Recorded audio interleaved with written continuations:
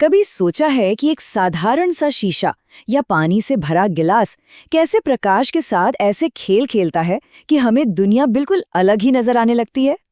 तो चलिए आज प्रकाश के इन्हीं दो जादुई करतबों यानी कि परावर्तन और अपवर्तन के पीछे की साइंस को समझते हैं। तो चलिए शुरुआत करते हैं एक बहुत ही बेसिक सवाल से।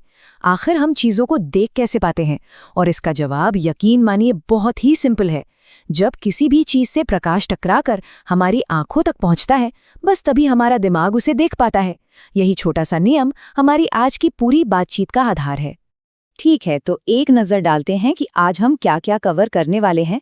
हम शुरू करेंगे प्रकाश की परिभाषा से, फिर परावर्तन और दर्पण के नियमों को जानेंगे।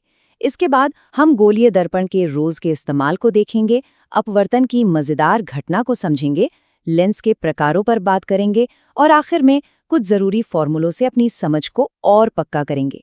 तो सबसे पहला और सबसे जरूरी सवाल, ये प्रकाश जिसके बारे में हम इतनी बात कर रहे हैं, आखिर है क्या चीज? देखिए, आसान भाषा में कहें तो प्रकाश एनर्जी का ही एक रूप है। ये वो एनर्जी है जो हमारी आंखों को सिग्नल देती है और इसी की वजह से हम अपने आसपास की दुनिया देख पाते हैं। अगर ये ना हो तो हमारे लिए सब कुछ एकदम अंधेरा होगा। अब प्रकाश की कुछ बहुत ही खास बातें हैं। पहली बात, ये हमेशा एक सीधी लाइन में चलता है, कभी मुड़ता नहीं। दूसरी बात, ये एक इलेक्ट्रोमैग्नेटिक वेव है, मतलब इसे चलने के लिए हवा या पानी जैसे किसी मीडियम की जरूरत नहीं पड़ती। और सबसे कमाल की बात, इसकी रफ्तार। वैक्यूम यानी खाली जगह में प्रकाश की रफ्तार करीब 3 लाख किलोमीटर प्रति सेकंड होती है। सोचिए जरा, इतनी तेजी कि 1 सेकंड में पृथ्वी के 7 चक्कर लग जाएं। तो चलिए अब बात करते हैं प्रकाश के पहले कमाल के करतब की, परावर्तन, यानी जब प्रकाश किसी सतह से टकराकर पलट जाता है। परावर्तन को समझने का सबसे अच्छा तरीका है एक बॉल के बारे में सोचना। जैसे एक बॉल दीवार से टकराकर वापस उछलती है, ठीक उसी तरह प्रकाश की किरणें भी किसी चमकदार सतह जैसे कि एक आईने से टकराकर वापस लौट आती हैं। इसी को हम प्रकाश का परावर्तन कहते हैं। अब ये जो परावर्तन है ना, ये बस 2 बहुत ही सीधे साधे नियमों पर काम करता है। पहला नियम, आपतन कोण हमेशा परावर्तन कोण के बराबर होता है। मतलब प्रकाश जिस एंगल पर सतह से टकराएगा, बिल्कुल उसी एंगल पर वापस लौटेगा, न कम न ज्यादा। और दूसरा नियम, आने वाली किरण, टकराकर जाने वाली किरण और सतह पर जो 90 डिग्री की काल्पनिक सीधी रेखा होती है, जिसे अभिलंब कहते हैं, ये तीनों हमेशा एक ही प्लेन में होते हैं। अच्छा, दर्पण और लेंस को समझने से पहले वास्तविक और आभासी प्रतिबिंब के बीच का फर्क जानना बहुत जरूरी है। देखिए, वास्तविक प्रतिबिंब तब बनता है जब प्रकाश की किरणें सच में एक बिंदु पर मिलती हैं। इसे स्क्रीन पर उतारा जा सकता है जैसे सिनेमा हॉल का पर्दा, और ये हमेशा उल्टा होता है। वहीं दूसरी तरफ आभासी प्रतिबिंब तब बनता है जब किरणें मिलती हुई सिर्फ लगती हैं, असल में मिलती नहीं। इसे पर्दे पर नहीं उतार सकते और ये हमेशा सीधा होता है, जैसे हम रोज सुबह आईने में अपना चेहरा देखते हैं। अच्छा, तो ये सारे नियम कानून तो ठीक हैं, पर इनका हमारी असल जिंदगी में क्या काम है? चलिए देखते हैं कि गोलीय दर्पण इन सिद्धांतों का इस्तेमाल कैसे करते हैं। अवतल दर्पण, जो अंदर की ओर धंसे होते हैं, प्रकाश को एक जगह इकट्ठा कर देते हैं और इसी खासियत की वजह से ये हर जगह काम आते हैं। शेविंग मिरर में चेहरा बड़ा और साफ दिखता है। डेंटिस्ट इसका इस्तेमाल दांतों को बड़ा करके देखने के लिए करते हैं और गाड़ियों के हेडलाइट्स में यही दर्पण रोशनी को एक पावरफुल बीम बनाकर दूर तक फेंकता है। तो चलिए एक छोटा सा सवाल पूछते हैं। अब तक जो भी समझा उसे ध्यान में रखकर सोचिए कि दाढ़ी बनाने के लिए कौन सा दर्पण सबसे अच्छा रहेगा? जी हाँ, बिल्कुल सही जवाब है अवतल दर्पण। ऐसा इसलिए क्योंकि जब चेहरा दर्पण के बहुत पास होता है तो ये एक बड़ा और सीधा यानी आभासी प्रतिबिंब बनाता है, जिससे शेविंग करने में बहुत आसानी होती है। अब बात करते हैं उत्तल दर्पण की, जो बाहर की तरफ उभरे होते हैं। इनका सबसे कॉमन इस्तेमाल होता है गाड़ियों के साइड मिरर में। इसकी वजह यह है कि ये हमेशा सीधा प्रतिबिंब बनाते हैं और बहुत बड़े एरिया का व्यू दिखाते हैं।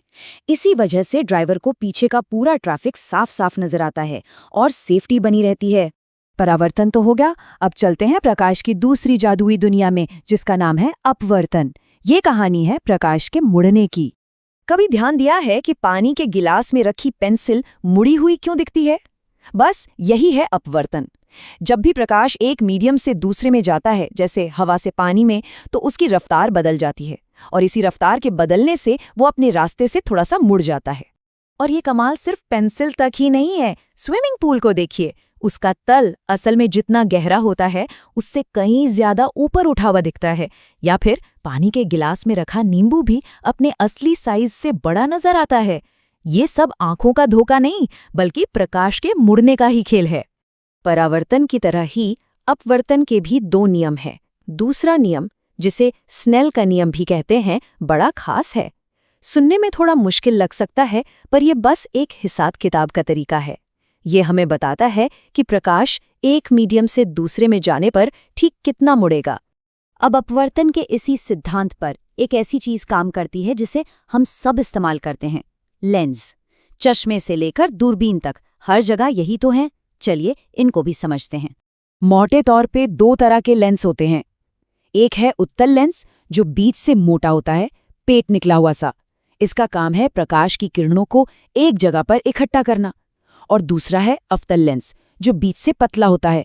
इसका काम ठीक उल्टा है, ये प्रकाश की किरणों को बाहर की ओर फैला देता है। चलिए अब हम इस सफर के आखिरी पड़ाव पर हैं। यहाँ हम कुछ फॉर्मूले देखेंगे जो इन सभी कॉन्सेप्ट्स को एक साथ जोड़ते हैं और हमें कैलकुलेशन करने में मदद करते हैं। ये है दर्पण सूत्र।